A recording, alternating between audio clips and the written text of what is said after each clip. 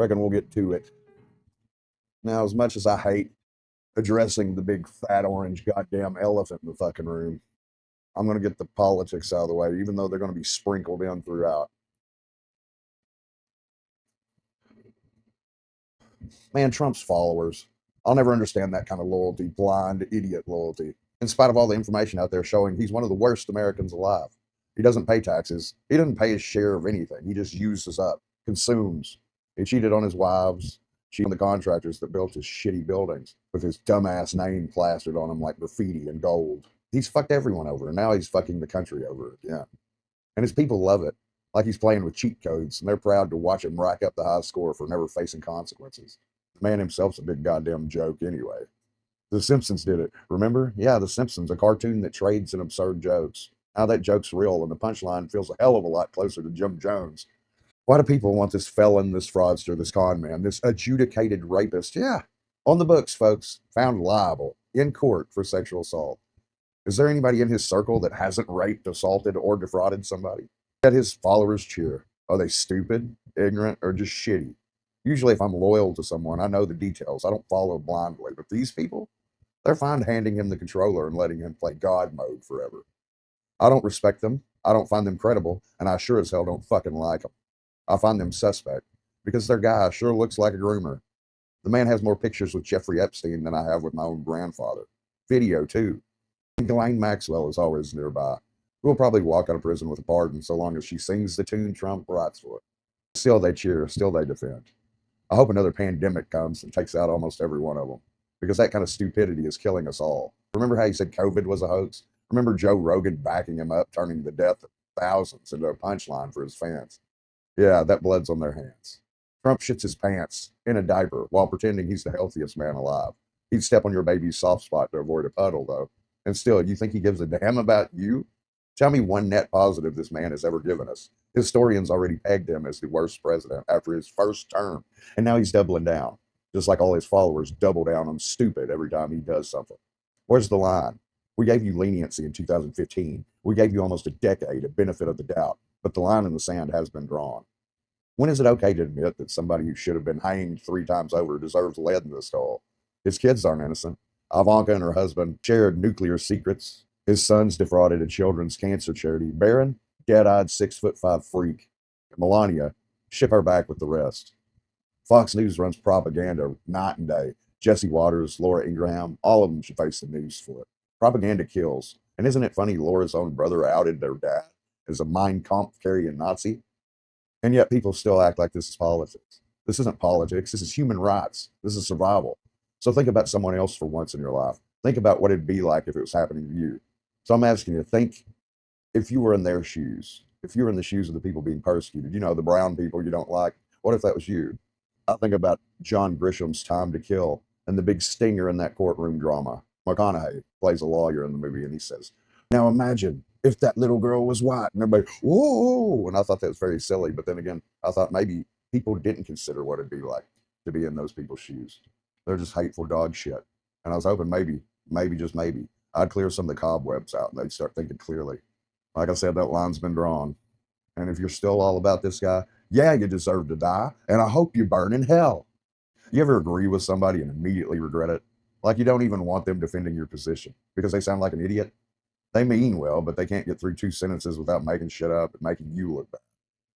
I've been accused of agreeing like an asshole, which I guess is true. I'll agree, but then I'll tack on some addendum that doesn't earn me any friends.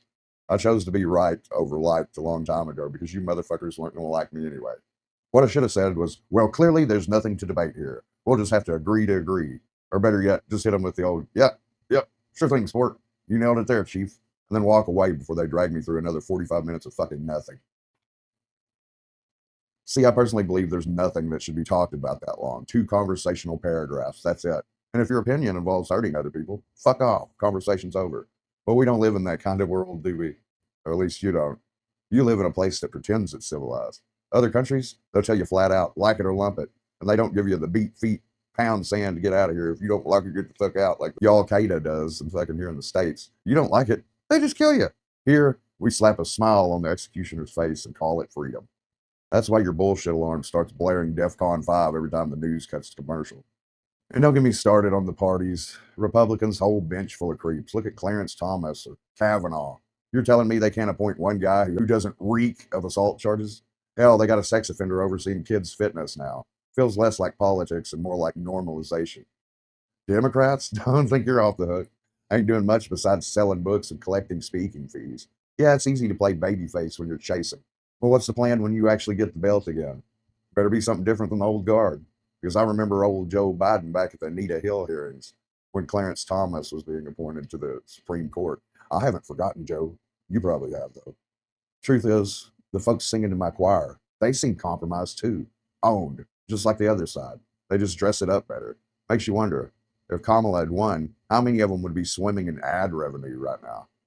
Click and like and hit that bell and subscribe. Let's help us get to 10 million subscribers. Wow, you wouldn't have that if things had went the better way. Something to ponder, huh? We'll be right back. This Darkest Hours is brought to you by Manson's Dune Buggies. Meet your off-roader for your helter-skelter. Ricky Ramirez Night Watch. Trust Ramirez, the last night watchman you'll ever need. When the body fails, the memory endures. We reconstruct not just who you were, but who you still are. The Postmortem Intelligence Network. Send up a good tape.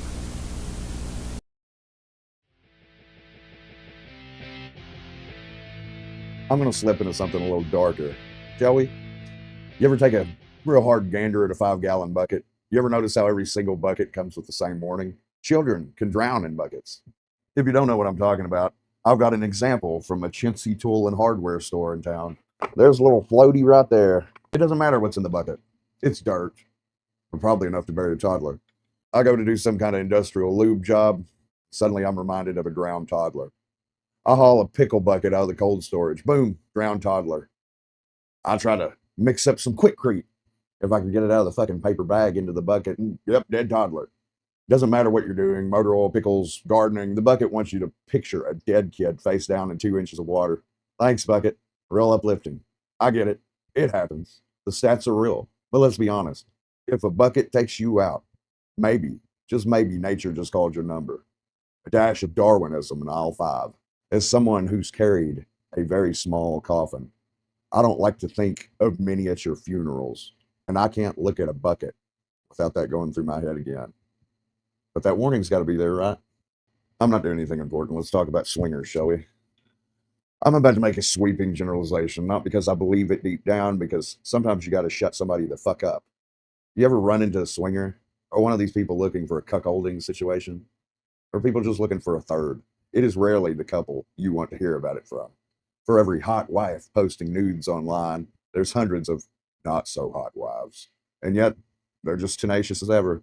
They all want you to be the guest star while their husband sits in the corner like the world's saddest PA announcer. Hey, I get it. Seems like something you'd have to advertise for. But one woman, she just would not let it go. Finally, I say to her, says, the same thing I'm saying to you now. Most of the swingers around here, yuck. There's not a looker in the bunch, man or woman. And she comes back with, well, you just haven't been to one of my swinger parties. Okay, lady, that's implying a lot and assuming a lot. And I told her flat out, no, the data I've compiled on ugly swingers already includes you, and you did not swing the curve forward. If I'm being nice, it was basically a lateral move at best. Truth is, I wouldn't go to a swinging situation where I was invited anyway. Yuck. That's almost the grossest part. Here's a fun story. Once upon a time, I was at a friend's house. Bathrooms are full, or maybe it's just my preference. So I went outside to pee. Now it's dark out, so you got to find a suitable spot. So I'll whip out the phone light, high tech, low class. I get my bits and pieces out, start doing the business, and realize the light is still on, aimed directly at my genitals. That's right, I'm basically spotlighting my own junk like a crime scene exhibit. And it hits me, this could have landed me with a sex offense charge. Imagine explaining that in court. Your Honor, it was just poor lighting conditions, followed by a lifetime of introducing yourself to new neighbors. And somewhere out there, some boomer is muttering, kids always on their damn phone. Yeah, Earl, sometimes we're just trying not to piss on our boots. I guess at least I didn't drown a toddler with it. And now for some philosophical bullshit. In the past, I judged humankind too harshly. I wanted to know why people are the way they are. Spoiler, there is no why. It's just the way they are. Dogs eat shit and roll in dead things. You could ask them why, but the answer would get lost in translation. They just do. And people, not much different. Most folks don't notice a damn thing. I thought they did. I thought everybody was walking around like a detective, sniffing out crimes before they happen. Turns out I'm the outlier. Probably one of my mental illnesses. Lucky me. My Jungian shadow, that's the thing wearing my skin. When I was half awake, barely lucid, pissed off, or stumbling through a sleepwalk, a passenger in my own fleshel. Yeah, fleshel. Vessel, made of meat. And I wonder, is that the real me? Not the big words, not the education, not the books. Just a dumb reactionary ape making compulsive mistakes like clockwork. We're all trinities, ego, id, superego. But what happens when the ego takes its last death? I worry I'm skating too close to transcendence for my own good. Misguided concern for humanity keeps me tied down, but let's face it, by the time the world figured out I was insane, I was already a memory. And what's memory worth? Perception. That's all it really is. And most people can't even keep a grip on that. They don't pay attention. They get shit wrong. They cling to prejudices that curdle into hatred. They're the murkiness in the gene pool, the foamy scum on the edges. So often I said, everybody does that. But you know what? So often, they don't. Edmund Kemper Reading Services. Literature up close from a man who knows how to get inside your head. Fish Nanny Services. Leave the little ones to Albert. He has a taste for childcare.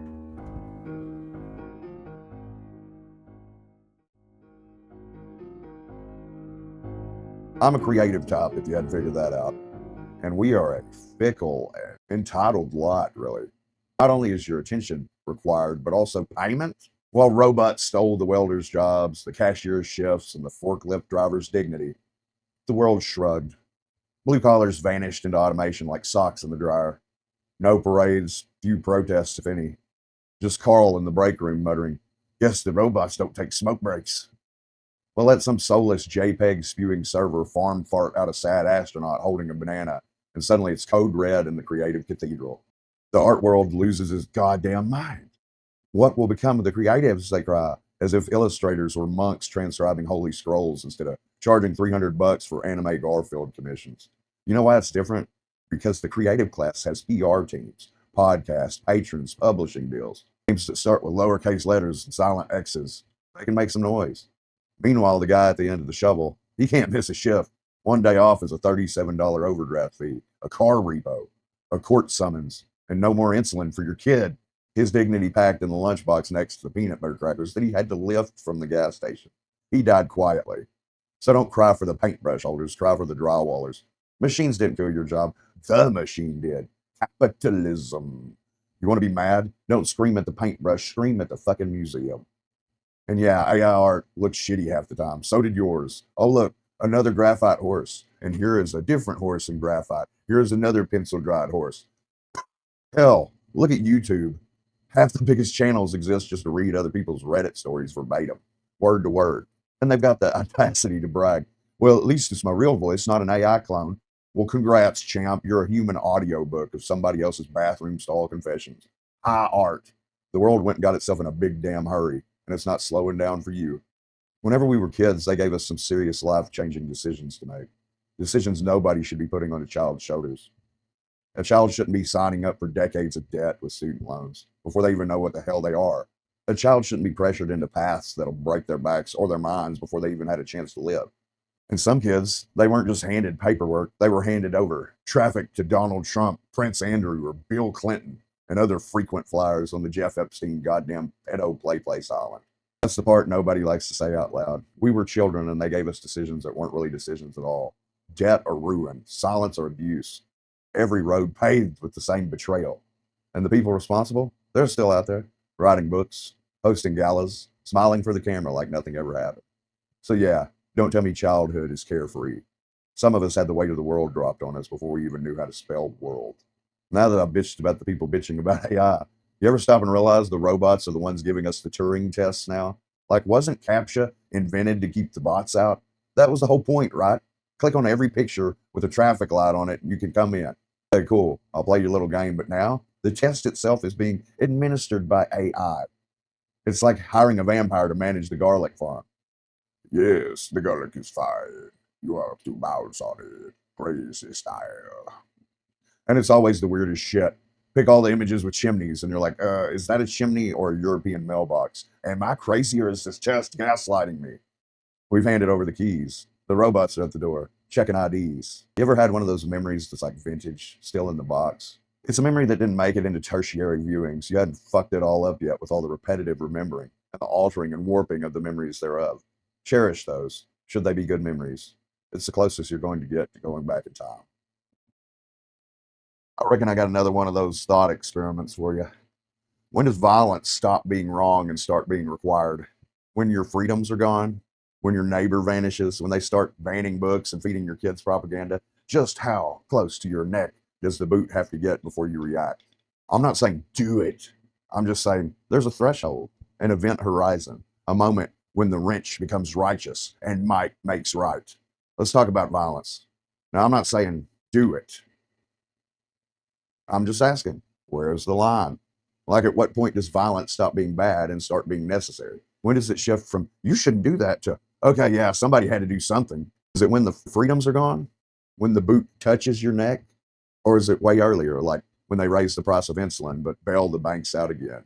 Where's the violence threshold? And don't give me that violence is never the answer crap. That's a lullaby we hum to keep the status quo unpunched. Sometimes violence is the answer. Ask history. Ask revolutions. Ask literally any founding father who owned a musket. You remember Niemöller's words? First they came for the socialists, and I did not speak out. That poem does not end in salvation. It ends with silence. By the time they came for him, there was no one left. So when do we stop wringing our hands and start flipping tables?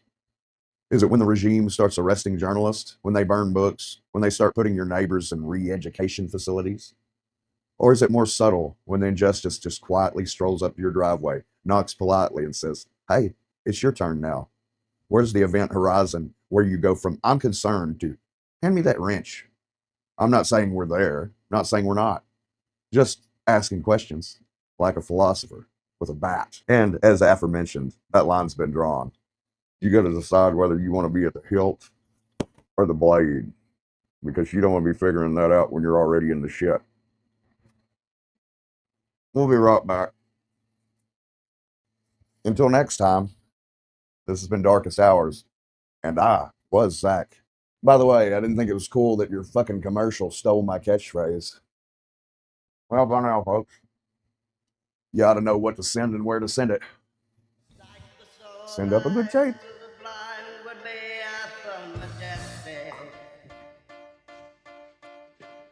It would be the most beautiful thing that they ever had seen.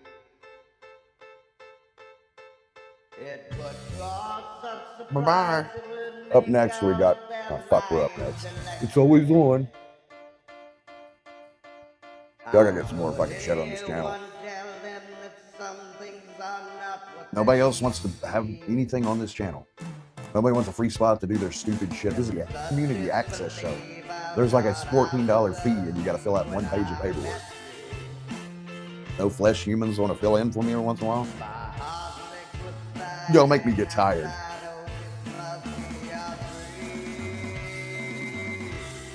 Y'all make me hurt.